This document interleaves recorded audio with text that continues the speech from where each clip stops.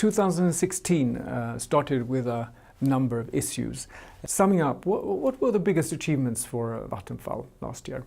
Well, it certainly started with several issues that we needed to get solved. I mean, one was the ongoing process for the divestment of lignite.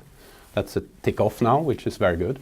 The second part, and very important for the future of our financial situation in Vattenfall, is of course the Swedish energy deal. It's partly important because it shows the way for Sweden, which is a main market of course for Vattenfall, but also provides for us with a possibility to get much more money for the investment into renewables. Then of course we also had a discussion around the long-term and medium-term storage in Germany, which we now see a solution for.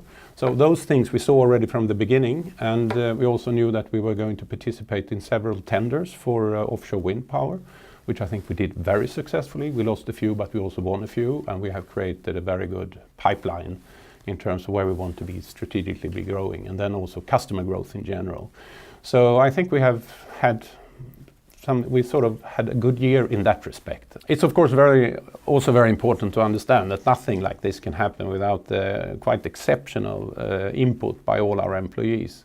I mean, it's been a tough year. We know we have delivered on a lot of cost savings, also on growth, and that's really done by all people who work in Vattenfall. So from that aspect, of course, I'm very grateful for all those input and efforts and taking all those challenges. I think we should be really proud about the way we do that.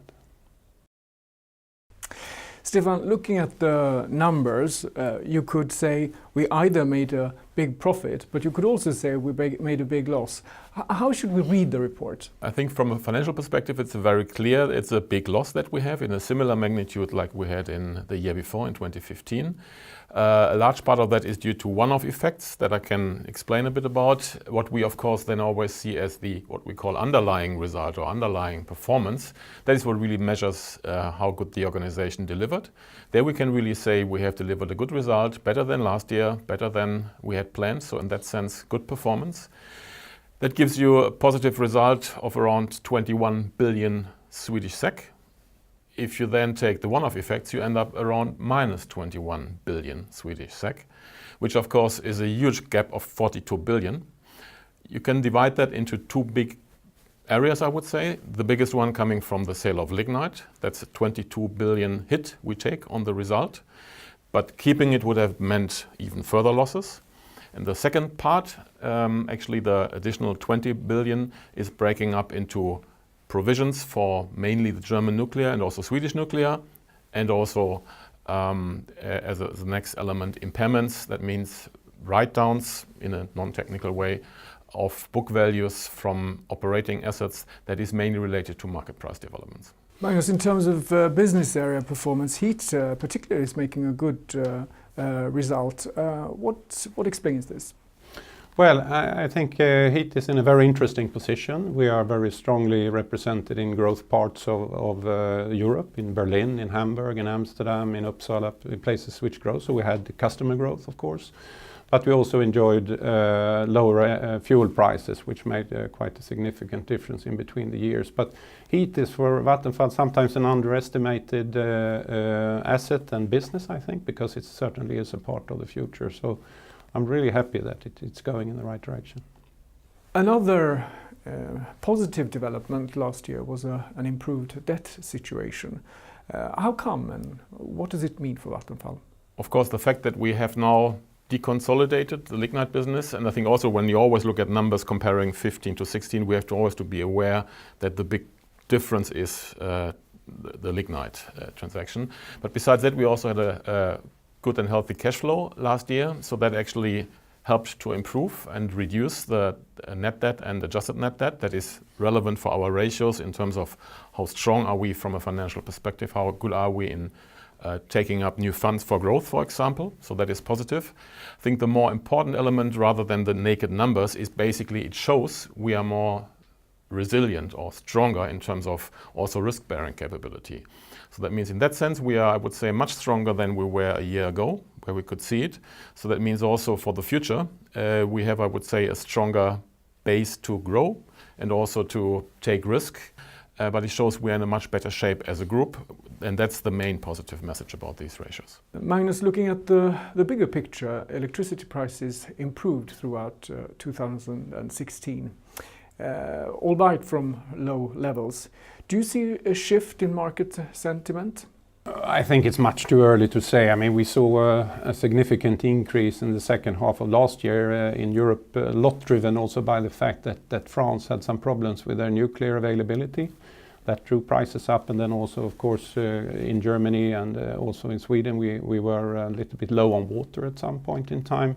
I think that sort of have been adjusted back more or less, not fully. What we know, of course, is that capacity is still being closed, ongoing in Germany. And we expect some time in the future, but we don't know, of course, when that should actually put the prices a little bit back up at least. But it's much too early to have any opinion on that. One of the effects of the lignite sale is that we have significantly decreased our CO2 footprint, but we are still not on target. What do we need to do to achieve our targets in terms of CO2? We have a target to be climate neutral by 2050. That means that we should not be emitting any fossil CO2. And we are well on that target. Of course, the lignite divestment was part of that, but what we now see, the next phase will be that we are taking decisions like closing the Klingenberg lignite plant in Berlin, for instance. We will start a discussion together with the Berlin city how we can become climate neutral or at least take out coal by 2030. What we will see is coal going to gas, and from gas we need to go to something else. That could also be helped by the fact that, as I said earlier, district heating systems can actually use the abundance of renewable energy at points in time where there's really wind and sun and store energy in there. So we are not ready yet because we don't have all the solutions, but clearly the target 2050 or even earlier to become climate neutral is very important to us. 2016 was another great year for wind investments, more than 8 billion crowns. How do you see that area developing this year? Well, for this year we will, as you know, we have what we will build this year, which are the Horns Rev 3, and we will have the Aberdeen Bay project and other projects. They are already taken on as commitments already before. During last year we also took on commitments in what we call a pipeline, which means that we will deliver on the Danish nearshore, we will deliver on the Kriegers Flak, but they are further on in the future. We need to do two things. We need to continue to build the pipeline this year, and that's projects beyond 2020 now. We have opened up that with several possibilities in Germany. We have 2 acquisitions of possible wind parks in Germany. We also have developments in other parts. So we will see that coming, and that is a clear strategic goal for us to go up to an indicative plan of 7 gigawatts of wind power by 2025. And of course that will be the main thrust of the investment, growth investments that we will put forward in the coming years. Stefan, this was your first report as CFO. Any takeaways you want to share?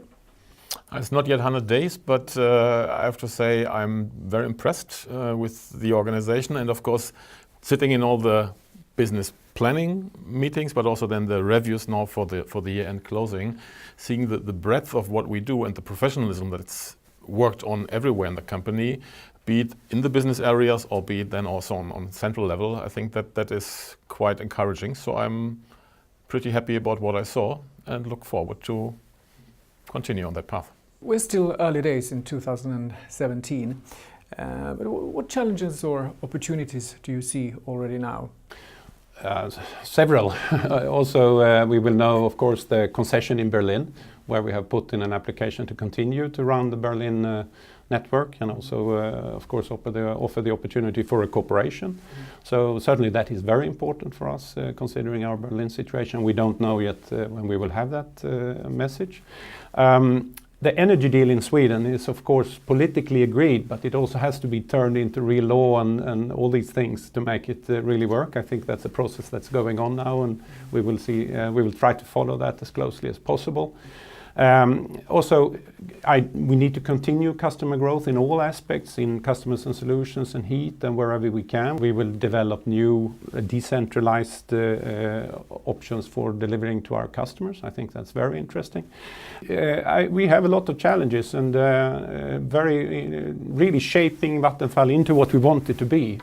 a real future energy company with good growth prospects. And it's quite amazing to see that we do have a lot of growth opportunities going forward. I think that's very positive. Thank you both for being here today. Thank you. Welcome.